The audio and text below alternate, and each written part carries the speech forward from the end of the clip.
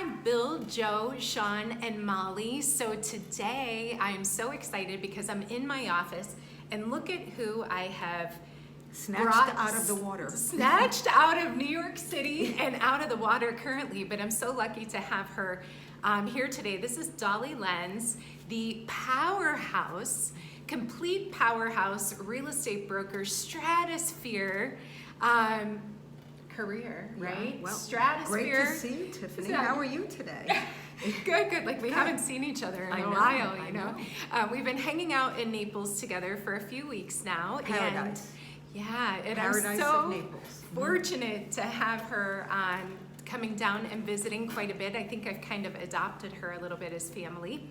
But today we're going to talk to you and give you 4 tips for luxury, or actually real estate in general. So we're going to give you 4 good tips for all of our real estate friends out there to think about and to consider for real estate. And I'm going to let Dolly go first. What would be 2 great tips that you could give, or 3 or 4, however many you want? Well, I think the key thing to keep in mind with luxury buyers is that they live in a luxury world.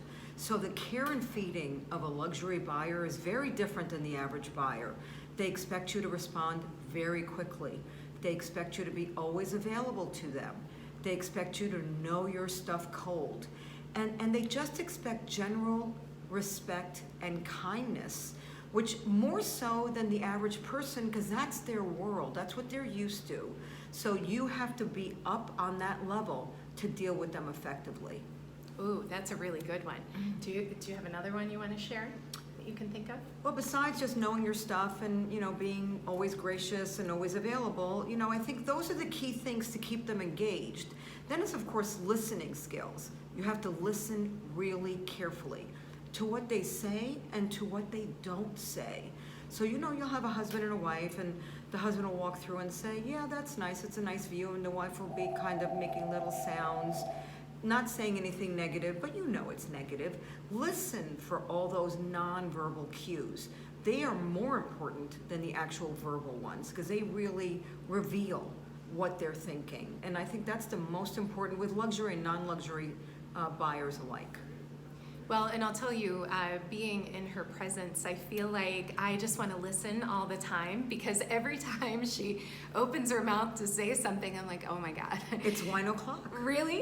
Yeah. Well, it's always flabbergasting to me because not only the people that she's dealt with, everyone from Rupert Murdoch to Martha Stewart to the top CEOs, billionaires throughout the country, it's such an impressive resume. This girl, she knows her stuff. Clearly, well, you don't have $1 billion. But you have to know your stuff, right? Right. It's not. You don't get a second chance. Okay. The thing about luxury also is you do not get a second chance. If you don't make it the first day out with them, you're likely not getting a second day out, and someone else will take your place, and there are throngs of people waiting to take your place. So do your homework, do your job. Don't be nervous. Be gracious.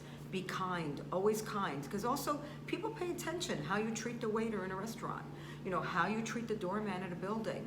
It's very important. And also be very authentic. I find authentic, it's going to shine through one way or the other. Whoever you are, be authentic you. Just the best authentic you. Oh, that's a really good one. And I'll tell you another thing that, because a lot of luxury buyers are foreign. So there's a fantastic book that you can get. It's called Kiss, Bow, and Shake Hands. And it kind of gives you the customs of various different nationalities and things that are so important for you to know before you take a Chinese buyer out or a Russian buyer, whatever nationality. It's good for you to build up your knowledge not only of the market, but also of that. So that would be one of my tips. Yeah, that's a great one. That's a great one because really if you don't deal with them in their way, then you're never getting through to them, right? And it's so important to communicate, and that's the key thing is communication. Yeah, there's certain nationalities that the mother or mother-in-law makes the final decision. There's certain nationalities that you tap a child or anyone on the top of their head, it's a huge show of disrespect. There's a variety of things. So not just your homework on the marketplace, but also on whoever it is that you're taking out.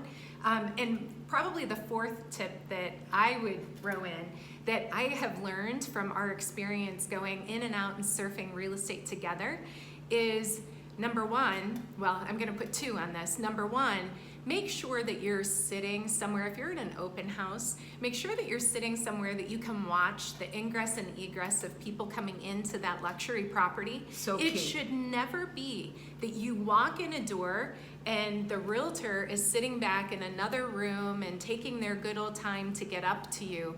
You should be spot on greeting them at attention from that moment of impact. And Do you agree? smiling and engaging them, Yeah. but not too much, right? Think of yourself walking through a store.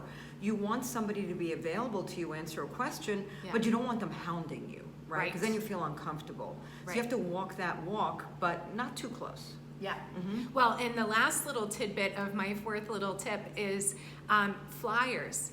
Whether it's general real estate, no matter what price range, or if it's luxury, by all means, please make sure that your flyers or whatever you're putting out, please just not just MLS sheets, but your flyers or what have you are elevated.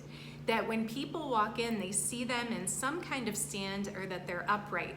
Why is that? It's a mental mindset that they get that lowers the perception of value. If you've got a $10 million property and you have an MLS sheet laying on the counter on the kitchen, and that's how you're, being able to exchange that information, that's lowering the perception of value. How can you negotiate up when you're starting that low?